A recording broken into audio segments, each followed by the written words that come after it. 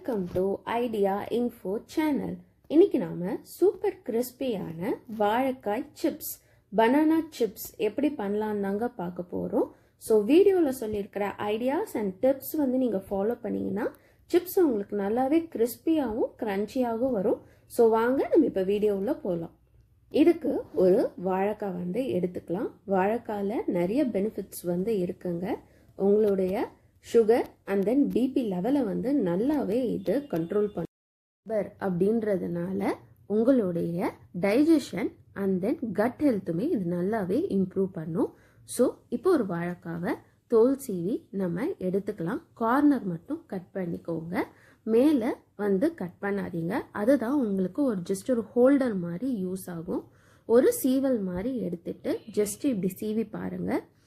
So எந்த அளவு நீங்கள் ஃபாஸ்ட்டாக வேகமாக சீவுறீங்களோ அந்த அளவு உங்களுக்கு நல்ல ஒரு மெலிசான ஒரு வாழைக்காய் சிப்ஸ் உங்களுக்கு கிடைக்குங்க. சிப்ஸ் நல்லா கிறிஸ்பியாக இருக்கிறதுக்கு இந்த மாதிரி நல்ல மெலிசாக இருக்கணும்.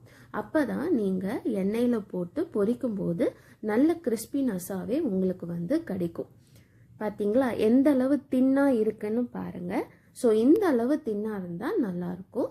இப்போது ஒரு கடாயை எடுத்துக்கலாம். அதில் எண்ணெய் ஊற்றிட்டு கொஞ்சம் சூடான பிறகு வாழைக்காய் சிப்ஸை இப்படி போட்டுடலாம். நீங்கள் ரொம்ப எக்ஸ்பர்ட்டாக இருந்தீங்கன்னா ஜஸ்ட் சீவல் எடுத்து எண்ணெய் மேலேயே வச்சு கூட நீங்கள் போடலாம். பட் எனக்கு அந்த அளவு எக்ஸ்பீரியன்ஸ் இல்லைன்றதுனால நான் தனியாக ஒரு பிளேட்டில் சீவி வச்சுட்டு ஒன்று ஒன்றா எடுத்து நான் போடுறேன். மீடியம் ஃப்ளேம்லேயே வச்சுடுங்க. ஸோ நல்லா பொரிய ஆரம்பிக்குது பார்த்தீங்களா. ஸோ ஃபஸ்ட்டு போடும்போது நம்மளுக்கு ஒயிட்டாக இருக்குங்க. போட போட பார்த்தீங்கன்னா உங்களுக்கு நல்லாவே ஒரு லைட்டு ப்ரௌனிஷ் மாதிரி கலர் சேஞ்ச் ஆகும். ஸோ வாழைக்காய் சிப்ஸ் எப்பயுமே நல்ல ஒரு கிறிஸ்பியாக வர்றதுக்கான ஐடியா என்னன்னு பார்த்தீங்கன்னா, சிப்ஸ் ஒயிட்டாக, அதாவது லைட்டாக கலர் சேஞ்ச் ஆகும் போதே எடுத்துடாதீங்க. ஸோ அது உங்களுக்கு ஆறின பிறகு லைட்டாக உங்களுக்கு நமுத்த மாதிரியே தான் இருக்கும். ஃபுல்லாகவே நல்ல ஒரு ப்ரௌனிஷாக ஆன பிறகே எடுத்தீங்கன்னா உங்களுக்கு நல்ல ஒரு கிறிஸ்பினஸ்ஸாக இருக்கும். கொஞ்சம் திருப்பி திருப்பி போட்டிங்கன்னா அது நல்லாவே உங்களுக்கு வேகும். ஜஸ்ட் ஒரு 1 மினிட்லேயே உங்களுக்கு வெந்துடும். இது ரொம்பவே ஈஸியான ஒரு ஸ்நாக். ஸோ வாழைக்காலாம் நம்ம பசங்க கிட்ட கொடுத்தோன்னா அவங்க சாப்பிடவே மாட்டாங்கங்க. அதை எப்படி ஐடியா பண்ணி அவங்கள சாப்பிட வைக்கிறதுன்னு நம்ம யோசிக்கும் போது தான் சரி ஓகே சிப்ஸாக கொடுத்தாவது இன்டேக் போகும் அப்படின்றதுனால தாங்க நம்ம சிப்ஸாவது பண்ணி தரணும்னு யோசிக்கிறோம். ஸோ நல்லா வறுபட்டுருக்கு பார்த்தீங்களா. இப்போ உங்களுக்கு கலர் சேஞ்ச் ஆகுறது நல்லாவே தெரியும்.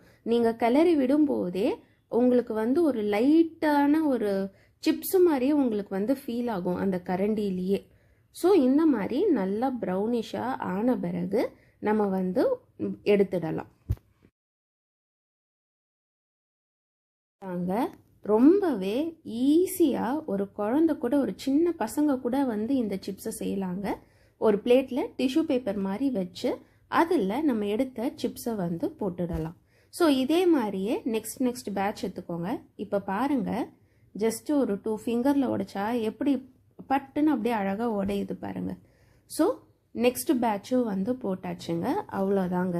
ஸோ இதை நீங்கள் லாட் கணக்கில் கூட நல்ல ஒரு டசன் வாழைக்காய் அந்த மாதிரியெல்லாம் சிப்ஸ் போட்டு வச்சிங்கன்னா சின்ன குழந்தையிலேருந்து பெரியவங்க வரைக்கும் நல்லா போக வரவே சாப்பிட்டுட்டே இருப்பாங்க. அது ஒரு ஸ்நாக் மாதிரியே இருக்கும். இதுக்கு சீசனிங்க்கு நான் ஒரு ஸ்பூன் பெப்பர் அண்ட் தென் லைட்டாக சால்ட்டு எடுத்திருக்கேன். உங்களுக்கு வேணும்னா நீங்கள் மிளகாத்தூள் அந்த மாதிரி கூட நீங்கள் யூஸ் பண்ணிக்கலாம். ஸோ அதை லைட்டாக ஸ்ப்ரிங்கிள் மேலே பண்ணி விட்டுடலாம். ஸோ இது உங்களுக்கு நல்ல ஒரு அடிஷ்னலான ஒரு டேஸ்ட்டாக கொடுக்கும். இப்போ பாருங்கள், ஜஸ்ட் அதை அப்படியே ஒரு குலுக்குன மாதிரி கிளறி விட்டிங்கன்னா போதும். அதுலேயே நல்லா மிக்ஸ் ஆகிடும். ஸோ இதனோட க்ரன்ச்சினஸ் மாறாமல் இருக்கிறதுக்கு பார்த்தீங்கன்னா நல்ல ஒரு க்ளீனான ஏர்டைட் டப்பாவில் போட்டு வச்சிங்கன்னா க்ரன்ச்சினஸ் அப்படியே இருக்கும். பார்த்தீங்களா எவ்வளோ அழகாக கிறிஸ்பியான சூப்பரான ஒரு வாழைக்காய் சிப்ஸு ரெடியாக இருக்குன்னுட்டு. அவ்வளோதாங்க. இதை ஒரு ஏர்டைட் டப்பாவில் போட்டு நல்லா காற்று போகாமல் நல்லா ஸ்ட்ராங்காக வந்து டைட் பண்ணி வச்சிடுங்க.